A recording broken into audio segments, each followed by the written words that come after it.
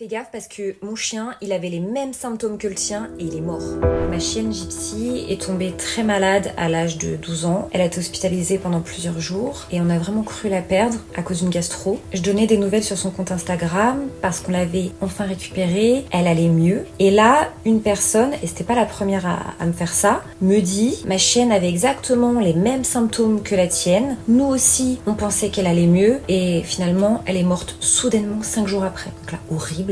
Évidemment, j'ai angoissé pendant plusieurs jours. Et regardez, finalement, bien après, elle a fêté ses 13 ans, en pleine forme. Donc vraiment, essayez de pas transmettre des angoisses pour rien. L'empoisonnement empathique. Voici comment nous pourrions qualifier cette situation où, alors qu'un proche ou votre animal traverse une maladie grave, quelqu'un vient partager une expérience similaire qui a terminé de façon dramatique. Et cela vous laisse donc penser que vous allez vivre la même fin. Lui, c'est Pollux, c'est un bulldog français qui a 5 ans. Pollux, depuis qu'il est petit, il a malheureusement enchaîné des problèmes de santé.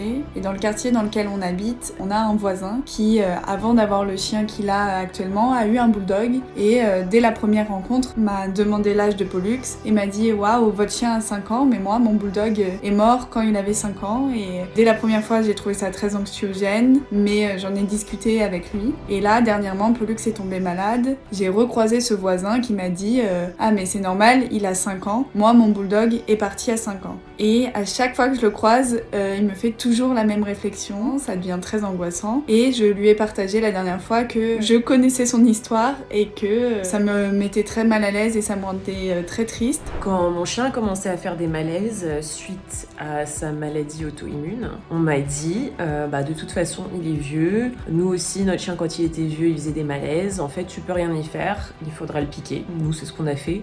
Ce genre de commentaires ça n'aide pas du tout parce que t'es déjà super inquiète pour ton chien. En plus Elton il s'en est super bien sorti donc c'était un commentaire qui était même pas valable.